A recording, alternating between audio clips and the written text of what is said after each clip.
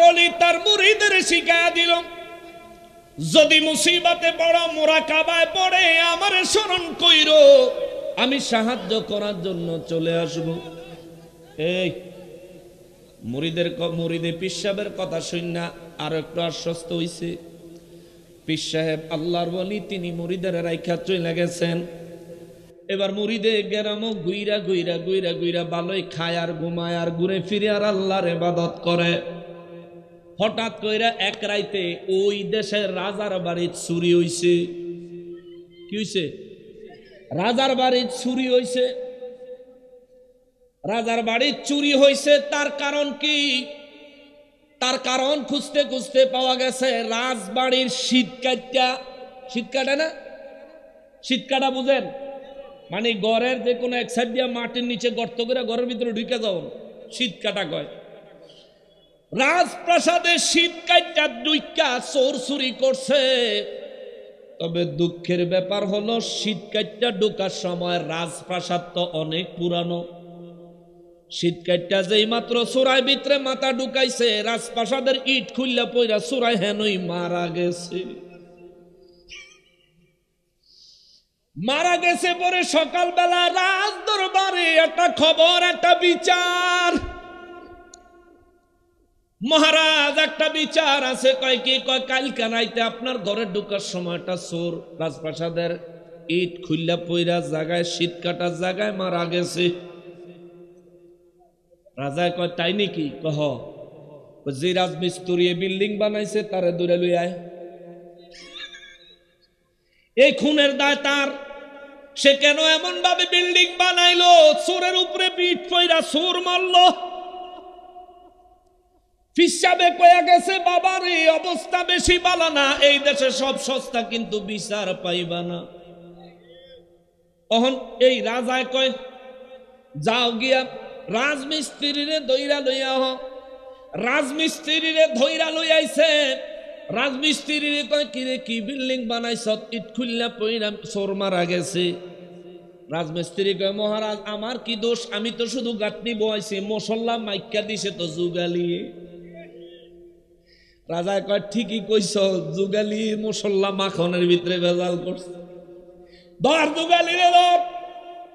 যুগালিরে দইরা আনছে। যুগালি কয়, মহারাজ যেদিন বিল্ডিং বানাইছিলাম, যেদিন আমি মশলা মাখছিলাম, আমার সামনে দিয়া একটা লোক গেছিল, যে লোকটারা জীবনে কোনো দিন এই এলাকায় দেখি নাই। এই লোকটার দিকে চাইতে চাইতে আমি সিমেন্টের জায়গাত বালু দিয়া দিছি। মহারাজ কয়, তারে দইরা লইয়ায়। কোন জামানায় বিল্ডিং বানাইছে সেই বেড়ারে কে চিনে? এখন উজির নাজিরের রাজায় পাঠাইছে, তারা চিন্তা করে যদি খালি হাতে যায় আমারে ধরব। খালি হাতে তো যাওন যাইতো না।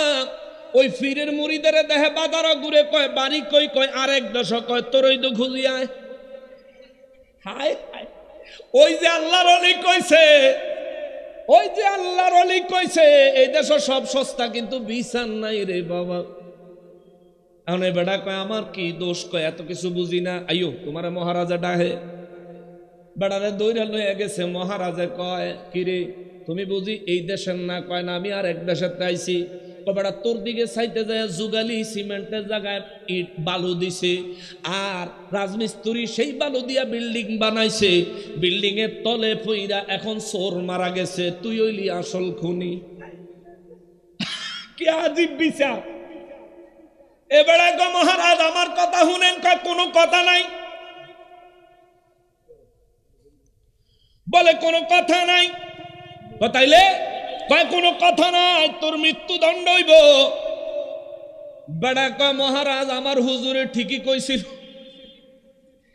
কোন হুজুরে? কয় আমার পিসা হুজুরে। কয় পিসাব হোক যেই হোক না কেন, আজকে তোরই মৃত্যুদণ্ড হইব। চোর মল্লকা, সে যে চোর এটা মরছে আরো ভালো হইছে না? এ কথা কন না, ভালো হইছে না? চোর মরছে আর ভালো হইছে, সমাজে চোর কমছে। এখন এই দেশের বিচার তোর ফাঁসি হইব। কয় মহারাজ ফাঁসি কবে হইব? কয় 2 দিন পরে তোর ফাঁসি হইব। এখন এই বেটা বিপদে পড়ছে, জেলখানাত নিয়ে থুইয়া দিছে। এখন মোরাকাবাদ, ওই যে পীর সাহেবে কইয়া গেছে, বাবা মোরাকাবাদ যাইয়া আমারে স্মরণ কইরো। মোরাকাবাদ যাইয়া কয়, হুজুর আমি শেষ। পীর সাহেবের মোরাকাবার মাধ্যমে, এখন সে না মোবাইল, তখন তার মোবাইল ছিল না। অলি আল্লাহদের এই রুহানি কানেকশন এখনো আছে না নাই? জোরে বলে না, আছে না নাই? ওহাবিরা মানে না, তাতে কিচ্ছু আসে যায়। তোরা চেহারা দেখলে বোঝা যায় যে তোরা কি মানা মানুষ।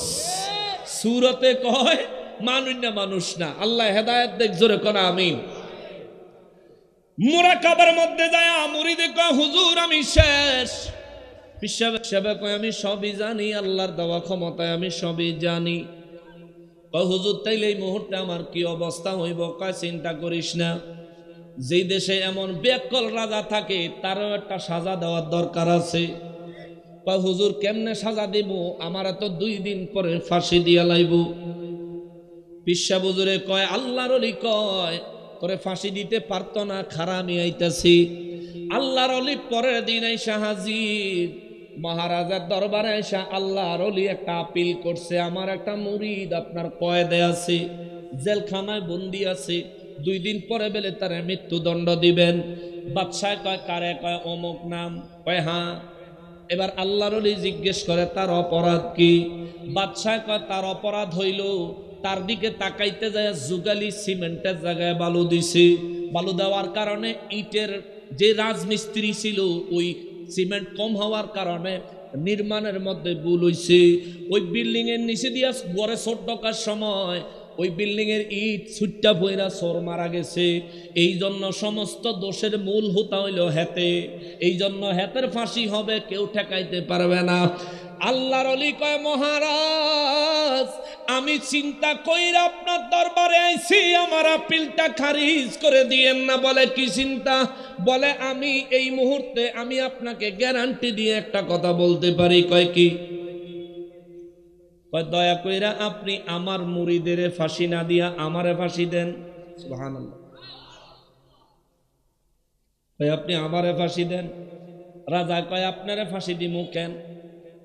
কারণ আমি তার পীর, আমি তার এই দেশ লই আইছি, আমি তার এই দেশ লই আইছি। আসল দোষ যদি হয় আসল দোষ আমার। যদি ফাঁসি দেওয়া লাগে আমারে ফাঁসি দেন, তারে ফাঁসি দিয়া লাভ নাই। কয় ঠিক আছে আপনারে ফাঁসি দিমু, কোনো অসুবিধা নাই। কয় মহারাজ আমারে ফাঁসি দিলে আমি দুনিয়ার সবচাইতে বেশি খুশি ব্যক্তি হব। এখন রাজায় কয় কি লিগে আপনি বেশি খুশি হইবেন? কয় না সেটা কন যাইতো না। কয় না কন লাগবো? আনারি রাজা না, কন লাগবো? কয় আমি চিন্তা কইরা দেখছি এই ফাঁসিতে যে মারা যাইব সে ডাইরেক্ট বেহেশতে যাইব।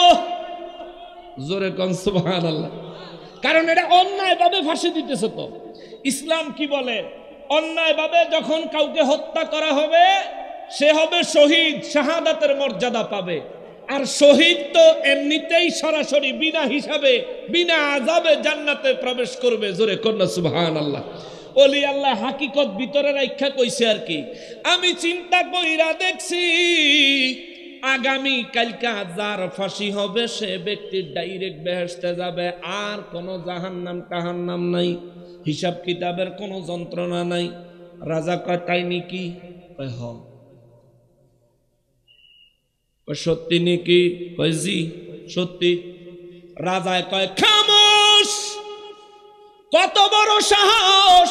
আমি রাজা থাকতে তুমি আগে বেহেশত যাইতা।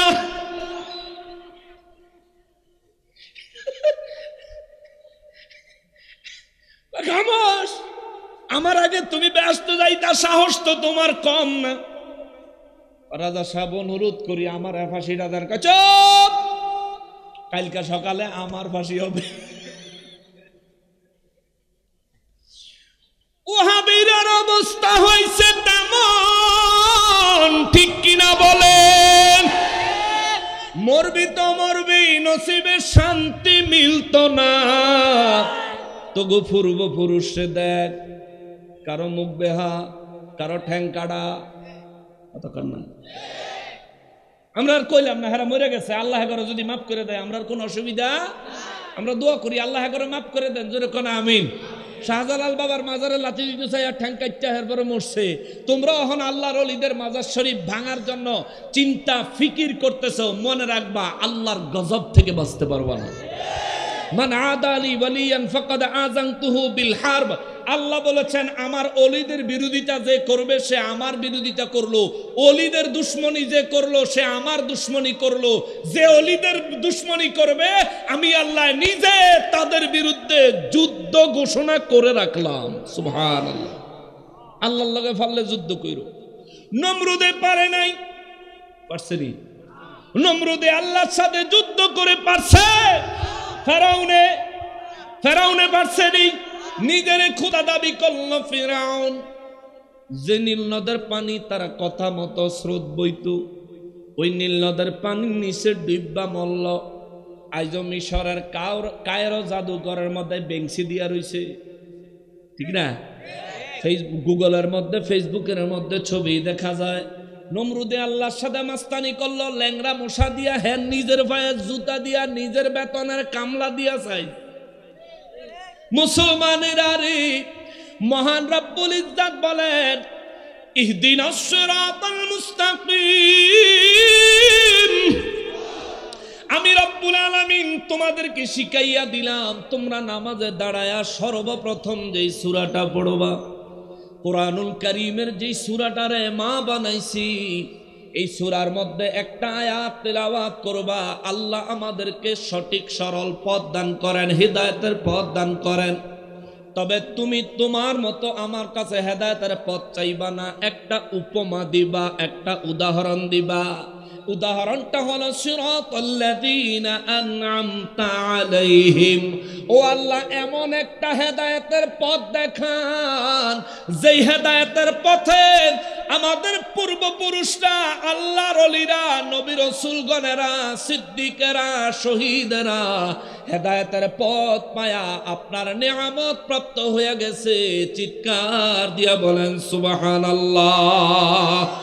মুসলমান রে, বুঝে থাকলে জবাব দিবেন। আল্লাহর ওলিদের হেদায়েতের পথ কামনা করার জন্য আমাদেরকে নসিহত করলেন কি? জোরে বলেন, আরো জোরে বলেন। আপনারা কি বিরক্ত হচ্ছেন? আমি কিছুক্ষণ কোরআন শোনাই, কষ্ট হয়ে যাবে। কোরআন শোনেন, কোরআন শোনেন, কোরআনুল কারীম শোনেন। মুসলমান পীর আউলিয়াদের মুরিদান হওয়ার কারণে আমরা বড় শান্তি প্রিয়, এতটাই শান্তি প্রিয় আমাদের বাড়িঘর ভাঙে, গরু চুরি কইরা নিয়ে যায়, আমরা তাদেরকে কিছু বলি না। তবে আজকে পাটনা দারুর রহমত সিদ্দিকিয়া দরবার শরীফ থেকে আমরা একটা ঘোষণা দিয়া যায়, খবরদার ভবিষ্যতে আর কোন আল্লাহর ওলিদের দরবারে হাত দেওয়ার চেষ্টা করলে হাত ভেঙে দেওয়া হবে, উপযুক্ত জবাব দেওয়া হবে।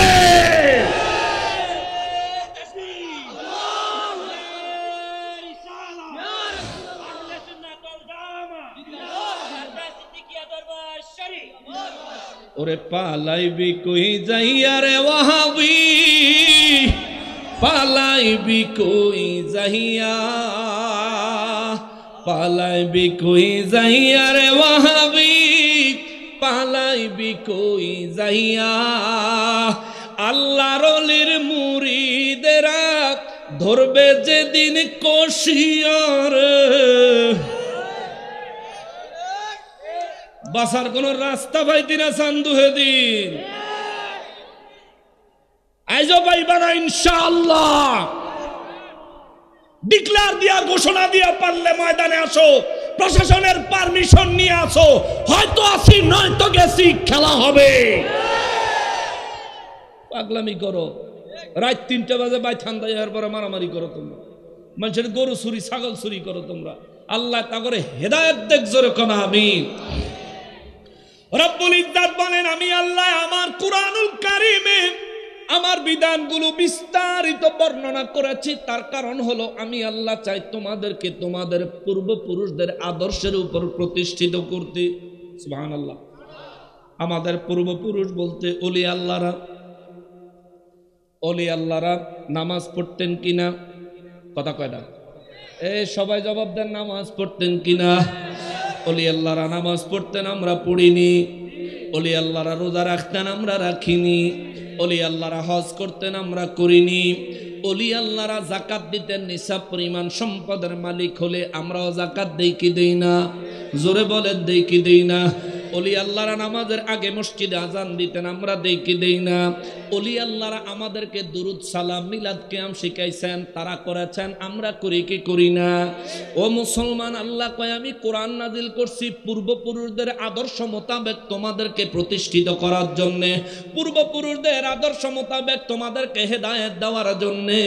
তাইলে বোঝা গেল অলি আল্লাহদের সাথে আমাদের পূর্বপুরুষদের সাথে সুন্নিদের আমল, আখলাক, দ্বীন, ইসলাম সমস্ত কিছু অলি আল্লাহদের সাথে পূর্বপুরুষদের সাথে মিল আছে, সুন্নিদের বাকি কাহারও মিল নাই। কথা বলেন ঠিক কিনা?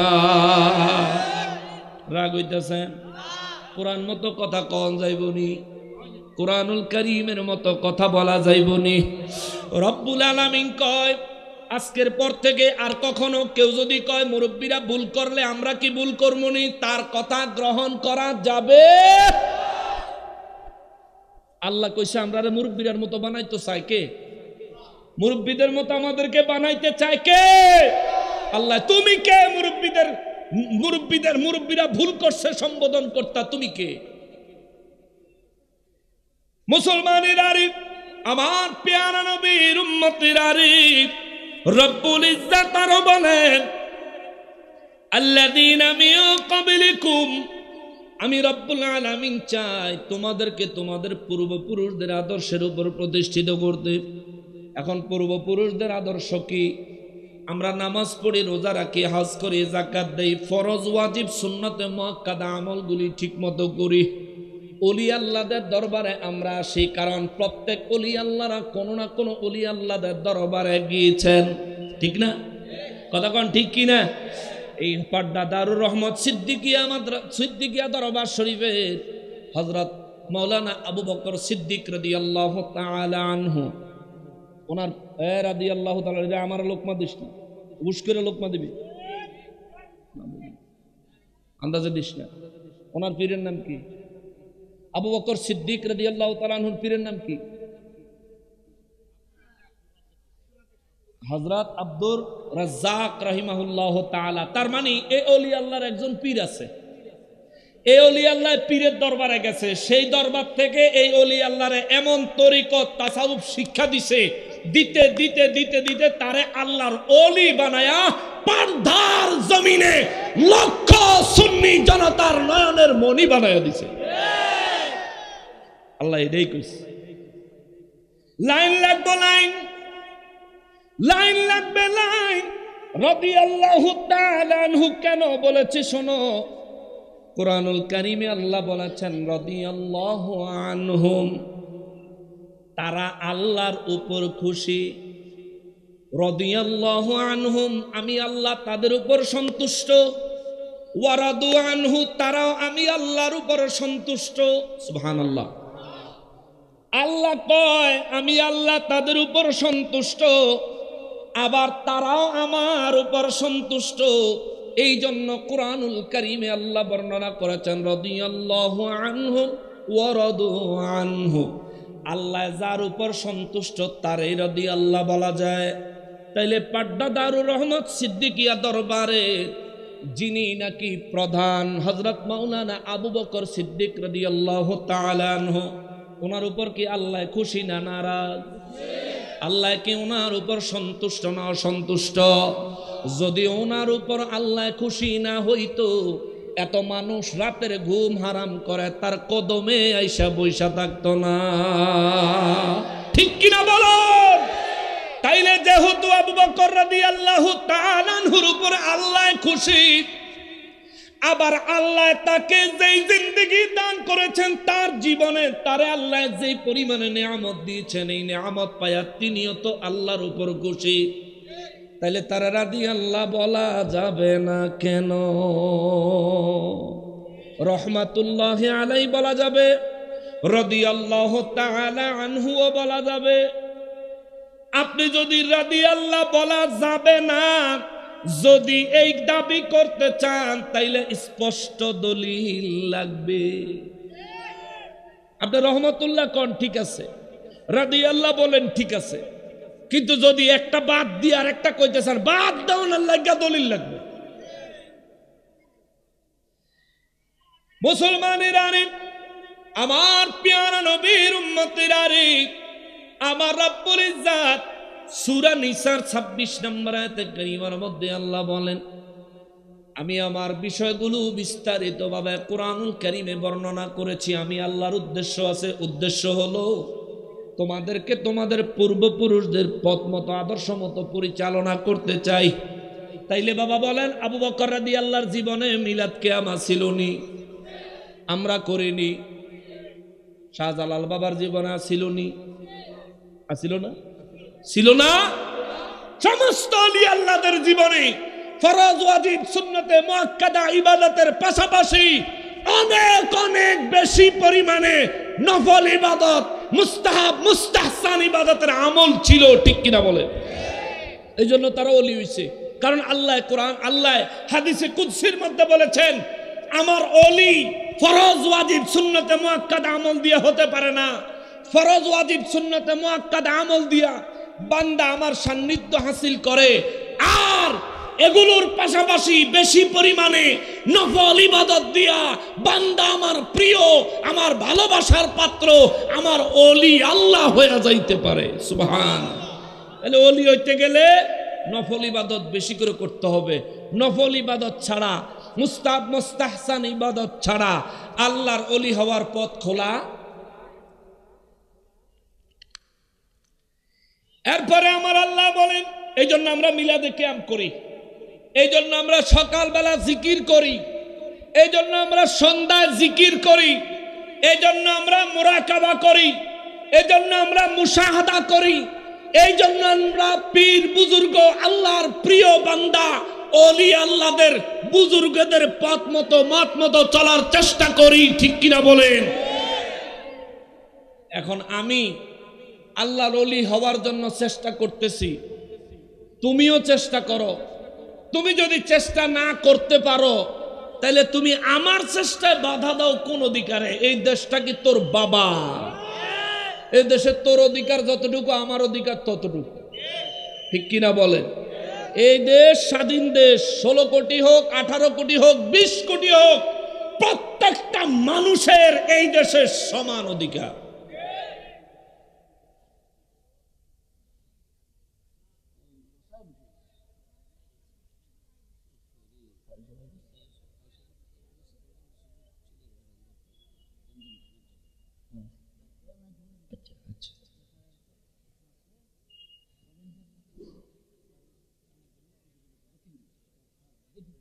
মাইক দিয়ে বলাটা ঠিক হবে না।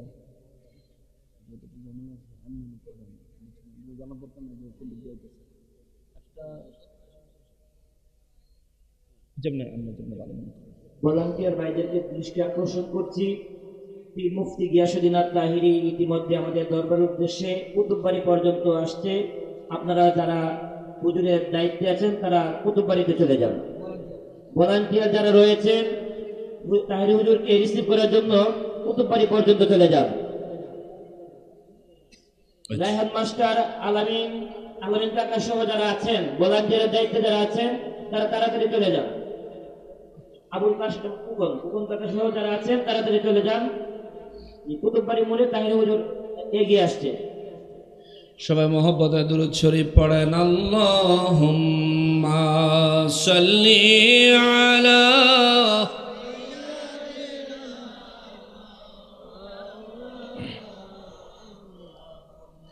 ওয়া আলা আলি সাইয়্যিদিনা।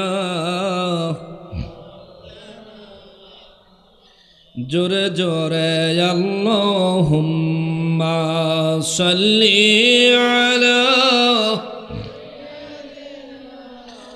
মাওলানা মুহাম্মদ ওয়া আলা আলি সাইয়্যিদিনা।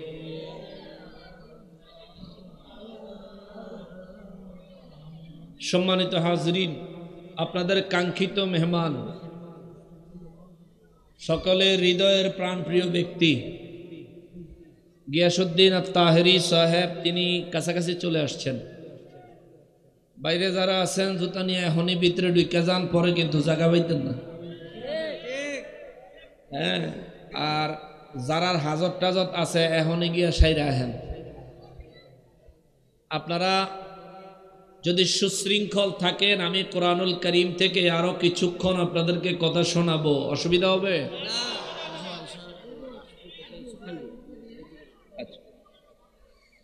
এটা সবর করেন। আপনাদের কাঙ্ক্ষিত মেহমান তিনি আসার পরে যখনই স্টেজে চলে আসবেন ইনশাআল্লাহ আমি সাথে সাথেই ছেড়ে দিব।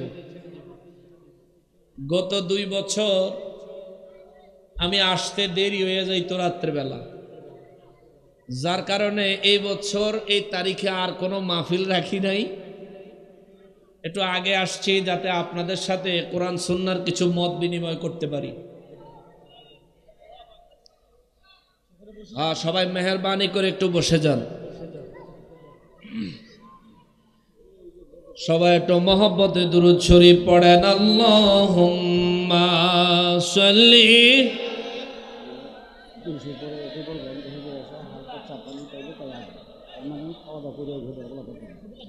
ওয়া আলা আলি সাইয়্যিদিনা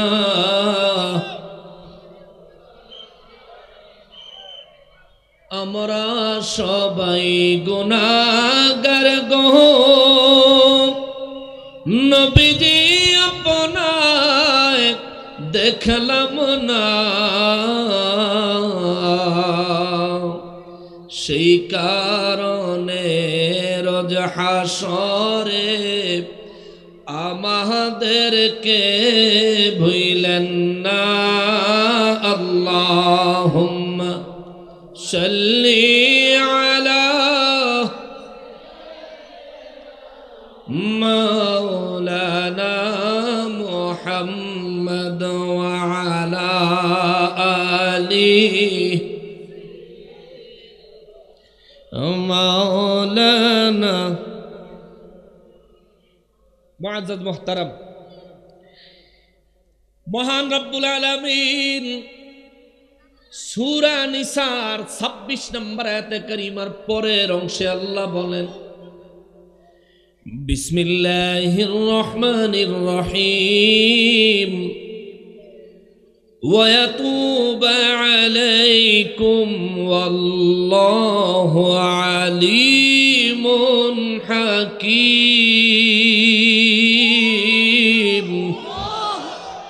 পরের অংশে আল্লাহ কয়, আমি রব্বুল আলামিন এই কুরআনুল কারীম নাজিল করেছি, আমি আল্লাহর বিধানগুলি বিস্তারিতভাবে বর্ণনা করেছি আমার 2টা উদ্দেশ্য।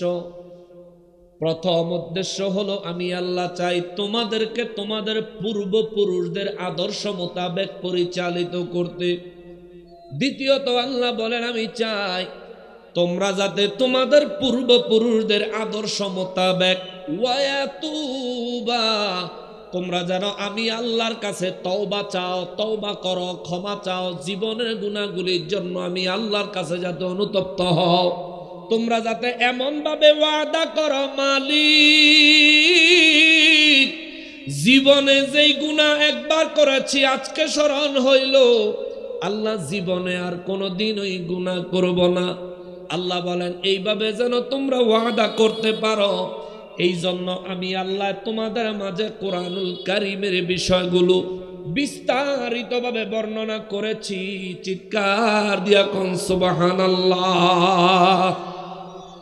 এখান থেকে একটা মেসেজ দিতে হবে, মুসলমান বুঝে থাকলে জবাব দেন, আমাদের জীবনের গুনাহ আসেনি? সবাই বলেন আসেনি? আর জবান খুলে বলেন আসেনি? গুনাহ নাই কার? একটু হাত তোলেন। গুনাহ নাই কার? একটু হাত তোলেন। তার মানে আমাদের সবার গুনাহ আছে, স্বীকার করেন? আমাদের সবার গুনাহ, জবান খুলে বলেন আমাদের সবার গুনাহ, আরো জোরে বলেন আমাদের সবার গুনাহ। রব্বুল আলামিন সূরা নিসার 26 নম্বর আয়াতে বলেন, আমি আল্লাহ সূরা নিসা এবং পুরা কোরআনুল কারীম নাজিল করেছি, বিস্তারিতভাবে আমার বিধানগুলো বর্ণনা করেছি 2টা কারণে। এক হলো তোমরা তোমাদের পূর্বপুরুষদের আদর্শ মোতাবেক জীবন যাপন করবা, দ্বিতীয়ত আল্লাহ কয় তোমরা তোমাদের গুনাহের জন্য তওবা করবা। সাহাবায়ে কেরাম বলেন নবী গো, আল্লাহ আমাদের জীবনের গুনাহ ক্ষমার জন্য তওবা করার জন্য ডাইরেক্ট নির্দেশ দিতে পারেন। কুরআনুল কারীমে বহু জায়গায় আমার আল্লাহ আমাদেরকে ডাইরেক্ট তওবা করার জন্য নির্দেশ দিয়েছেন, কিন্তু আমার আল্লাহ এই আয়াতে কারিমায় আগে পূর্বপুরুষদের কথা বললেন। একটু পিছনে চাইতে যান না, একটু আমার রব্বুল ইজ্জত এই আয়াতে কারিমায় আগে পূর্বপুরুষ ওলি আল্লাহদের কথা বললেন, আল্লাহর প্রিয় বান্দাদের কথা বললেন, পরে আয়েশা তওবার কথা বললেন। হুজুর কারণটা কি গো নবীজি, কারণটা কি? আমার নবী রাহমাতুল লিল আলামিন সূরা নিসার 64 নম্বর আয়াত কারিমা তিলাওয়াত করে শোনায় দিলেন। আল্লাহ বলেন বিসমিল্লাহির রহমানির রহিম ওয়ালাউ আন্নাহুম ইয যালামু আনফুসাহুম জাউকা ফাস্তাগফিরুল্লাহা واستغفر لهم الرسول لوجدوا الله توابا رحيما سبحان الله। সূরা নিসার 64 নম্বর আয়াতে আমার রব্বুল আলামিন বলেন নবী গো, দুনিয়ার মানুষ যারা গুনাহগার, যারা গুনাহ করেছে, এই মানুষগুলি যদি গুনাহ করার পরে ওয়ালাউ আন্নাহুম ইযলামু আনফুসাহুম জাউকা, এই মানুষগুলো গুনাহ করার পরে যদি আপনি নবী রাহমাতুল লিল আলামিনের দরবারে তারা আসতো, সুবহানাল্লাহ, জোরে কর। গুনাহ করেছি কার দরবারে? গুনাহগার হইলাম কার দরবারে? শাস্তি দিতে পারেন কে? জোরে বলেন কে? মাফ করে দিতে পারে কে? জোরে বলেন না কে? তাহলে ক্ষমা চাইব কার কাছে? যাইব কার দরবারে? কিন্তু আল্লাহ কোরআনে সূরা নিসার 64 নম্বর আয়াতে কয় নবী গো নবী, ওয়ালাউ আন্নাহুম ইযলামু আনফুসাহুম জাউকা, বিশ্বের মানুষ যদি গুনাহ করার পরে এই মানুষ যদি আপনি নবীর দরবারে আসে, আল্লাহ কয় যদি তারা আপনার দরবারে আসে ফাস্তাগফিরুল্লাহ, আপনার দরবারে আসার পরে এই মানুষগুলি যদি আমি আল্লাহর দরবারে ইস্তেগফার করে ক্ষমা চায়, সুবহানাল্লাহ, ক্ষমা করবেন কে? কিন্তু নবীর দরবারে যাইতে দিক নির্দেশনা কোরআনুল কারীমে দেয় কে? আমাদের দেশের ওয়াহাবিরা কয় হজে গেলে নবীর দরবারে যাওন লাগতো না। জোরে কন্যা নাউজুবিল্লাহ। কি আশ্চর্যের ব্যাপার! এই ওয়াহাবিগ কথা কইলে বেলা আমগো বলে দোষ হইব। আল্লাহ কোরআনে সূরা নিসার 64 নম্বর আয়াতে কয় গুনাহ করলে নবীর দরবারে যাও। আল্লাহু আকবার। আল্লাহ কয় গুনাহ করলে নবীর দরবারে যাও। মৌলভী কয় হজে গেলে মদিনা যাওয়া দরকার নাই। এবার সাহাবায়ে কেরামের জীবন থেকে এই বিষয়ের একটা বাস্তবতা নেই। নবীজি রাহমাতুল লিল আলামিনের একজন সাহাবী ছিলেন, মদিনা মুনাওয়ারায় বহু দূরে গ্রামে বসবাস করতেন। অনেক দূরে গ্রামে বসবাস করতেন একজন আমার নবী রাহমাতুল লিল আলামিনের একজন সাহাবী ছিলেন। আমার নবী রাহমাতুল লিল আলামিনের যখন ইন্তেকাল হলো, মোবাইলের যুগ ছিল না, আধুনিক জামানা ছিল না। নবীজির সাহাবী ওই দূরে গ্রামের থেকে নবীজির ইন্তেকাল মোবারকের খবর পায় নাই। আমার নবী রাহমাতুল লিল আলামিনের ইন্তেকাল মোবারকের কিছুদিন পরে নবীজির ওই সাহাবী ওই গ্রাম থেকে নূর নবী রাহমাতুল লিল আলামিনের দরবারে আগমন করলেন। আয়েশা দেখে আবু বকর সিদ্দিক রাদিয়াল্লাহু তাআলা আনহু মসজিদে নববী শরীফে ওমর রাদিয়াল্লাহু তাআলা আনহু মসজিদে নববী শরীফে, উসমান জিন্নুরাইন রাদিয়াল্লাহু তাআলা আনহু মসজিদে নববী শরীফে, আলী কাররামাল্লাহু ওয়াজহাহু মসজিদে নববী শরীফে। কিন্তু আমার নবী রাহমাতুল লিল আলামিনকে দেখা যায় না। নবীর সাহাবীর কলিজায় একটা চিপ দিছে। নবীর সাহাবী ডাইকা কয়, আবু বকর, আমি আমার দয়াল নবী রাহমাতুল লিল আলামিনের দরবারে নবীর খেদমতে হাজির হতে এসেছি। আমার নবী হযরত ওমর রাদিয়াল্লাহু তাআলা আনহুকে জিজ্ঞেস করলেন। ওমর রাদিয়াল্লাহু তাআলা আনহু শুধু কান্দে, কোনো জবাব দেয় না। উসমান রাদিয়াল্লাহু তাআলা আনহুকে জিজ্ঞেস করলেন। উসমান রাদিয়াল্লাহু তাআলা আনহু কোনো জবাব দেয় না। আলী রাদিয়াল্লাহু তাআলা আনহুকে যখন জিজ্ঞেস করলেন, আলী রাদিয়াল্লাহু তাআলা আনহু কাঁদতে কাঁদতে বললেন, সাহাবীরে, আমার এই দুই হাতে রাহমাতুল লিল আলামিনকে রওজা মোবারকে রেখেছি। সুবহানাল্লাহ। আপনাদের মনোযোগ শেষ? হ্যাঁ, মনোযোগ শেষ। দেখছি খালি ঘুরে ঘুরে হেদিকে সান, আইবো আইবো আইবো, আইয়া যখন পড়ছে স্টেজেও আইবো। একটু চাটা খাই আইক নাকি? না এখনই আইতো? একটু একটু দরকার আছে না? অনেক পরিশ্রম করে অনেক দূরত্বে জার্নি করে আইছে, তো একটু চা পানি খাইয়া টাই আয়োক। ভাই আইলেই আমি শেষ, ভাইয়ের বিষা লাগলেই আমার বিষা শেষ। একটু মনোযোগ দিয়া অল্প কিছুক্ষণ টাইম শোনেন। আসলে যেই কয় বছরই এ দরবারে আসলাম, আপনাদের আদব মহব্বত অনেক অনেক বেশি পরিমাণে পাইছি। অনেক ভালো লাগে, আপনারা অনেক বড় আশিক, অনেক প্রেম ভালোবাসা নিয়ে এই দরবারের অনুষ্ঠানটায় ওরসে আপনারা আসেন। কিন্তু একটা দুঃখ আছে আমার কলিজায়। এই দরবারের মুরিদানদের বিভিন্ন জায়গায় বিভিন্ন এলাকায় যখন মাহফিল করি, তখন যেরকম কলিজা ভরে শান্তি নিয়ে কোরআন থেকে আলোচনা করতে পারি, দরবারের উরুসের দিন কেন জানি এইভাবে হয় না। ইতিপূর্বে দুই চারটা মাহফিল, একটা মাহফিল অন্তত আপনাদের দরবারে যেই মুরিদের বাড়িতে করছি তারে জিজ্ঞেস করে দেখেন, আমার আলোচনাগুলো একটু ভিন্ন রকম হয়। যেমনি ভাবে বাতিলের জন্য বাস থাকে, তেমনি ভাবে ইমানদারের জন্য রুহের খোরাক থাকে। এটা আমি চেষ্টা করি। এরপরে আমরা চেষ্টা করি রব্বুল ইজ্জাতের ভয়ে চোখের পানি ছেড়ে নবীর মহাব্বত, ওলি আল্লাহর মহাব্বত, আল্লাহর কাছে নিজের জীবনের গুনাহ ক্ষমা চায়া যাতে বিদায় নিতে পারি, নবী অলির মহাব্বত যাতে অন্তরে পয়দা করতে পারি, এইভাবে আলোচনাটা ফুটে তোলার চেষ্টা করি। কিন্তু এখানে আসলে কেন জানি এটা হয় না, জানি না। হয়তোবা এটাও আল্লাহ পাকের এক রহমত। সম্মানিত হাজিরিন, যে কথাটা বলছিলাম একটু মনোযোগ দিবেন। কিছু কথা বাড়িতে লয়ে যায়েন। আপনারা মাহফিলে আইসা জিকির আজকার কইরা অন্তরে প্রফুল্লতা শান্তি নিয়ে বাড়ি চলে যান। যাওয়ার পথে ওয়াহাবি ধরে একটা কথা জিগায়, কিন্তু জবাব দিতে পারেন না।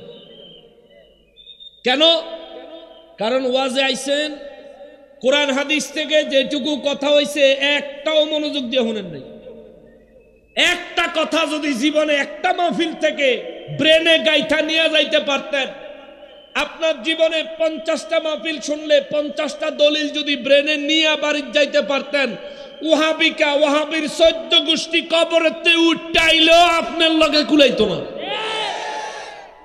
কিন্তু আফসোস, আমরা আছি রং তামাশায়। প্রেম বিষে ধরছে গো যারে, ওরে কি করিব যায় তারে রে বিষে পরাণ যায়, প্রেম বিষে পরাণ যায় গো। খুশি হইলাম, বাড়ির চলে গেলাম, রাস্তা ওয়াবি ধরে জিগায় এটা কি? এই যে এতক্ষণ মাহফিলের ভিতরে এটা হুন্না আইলে এটা কিতা? এইটার কোনো জবাব আমাদের কারো কাছে নাই। কিন্তু একটা জিনিস, নেক নিয়ত আর বদ নিয়ত। কেউ যদি গানের নিয়তে এটারে কয়, তার জন্য আল্লাহর ফয়সালা একরকম। কেউ যদি এই কথাটা ভালো নিয়তে জিকিরের মাঝখানে শের হিসাবে বলতে চায়, তার জন্য আল্লাহর বিধান ভিন্ন রকম। ঠিক কিনা বলেন? তার জন্য ভিন্ন রকম। এখন এই কথাটা তো আমি জানি না, আমি যে কমু, আপনি তো জানেন না, আপনি যে কইবেন। আপনারা কইয়া দিল আপনাকে হুজুররা গান গায়, আপনারা গানের হুজুর। কিন্তু কিছু করার থাকে না, জিকির করানোর হুজুর আইতেছে, আমি জিকির করি না, হুজুর না। যে কথাটা বলছিলাম রে বাবাজি, আল্লাহর ওলিদের দরবারে আসলেন, কেন আসলেন? এত কষ্ট করে রাত জেগে নিজের পকেটের পয়সা খরচ করে শীতের মধ্যে কনকনে শীত পোহায়া আল্লাহর ওলির দরবারে আসলেন। কেন আসলেন? অনেকে বলে ওলি আল্লাহদের দরবারে নিয়ত কইরা যাওন যাইতো না, নাউজুবিল্লাহ। ওই ভাইয়ের জন্য বলি, কুরআনুল কারীমে সূরা নিসার 64 নম্বর আয়াতে তাফসীর খুলবেন, শানে নজুল খুলবেন, তাফসীরের মধ্যে গেলে পাবেন আলা হযরত আজিমুল বরকত শাহ আহমদ রাজা খান ফাজেলে বেরলভী রহমাতুল্লাহ আলাইহি, তিনি এই ওয়াকিয়া ঘটনাটা আনছেন। নবীজির একজন সাহাবী গ্রামের থেকে আমার নবী রহমাতুল্লিল আলামিনের দরবারে এসেছেন নবীর সাথে দেখা করার জন্য। আবু বকর রাদিয়াল্লাহু জিজ্ঞেস করে, নবী কই? আবু বকর রাদিয়াল্লাহু শুধু কান্দে, কিন্তু জবাব দেয় না। ওমর রাদিয়াল্লাহু জিজ্ঞেস করে, নবী কই? ওমর রাদিয়াল্লাহু কান্না করে শুধু, কিন্তু জবাব দেয় না। ওসমান রাদিয়াল্লাহু কান্দে, জবাব দেয় না। আলী রাদিয়াল্লাহু তাআলা আনহুরে কয়, আমার নবী রহমাতুল্লিল আলামিন কই? আলী রাদিয়াল্লাহু দুই চোখের পানি ছাড়ে আর কয়, আমি আমার এই দুই হাতে আমার নবী রহমাতুল্লিল আলামিনকে তার রওজা মোবারকে রেখেছি। এ কথা শুনে সাহাবী বুঝা ফলাইছে, আহারে আমার নবী রহমাতুল্লিল আলামিন ইন্তেকাল করেছেন।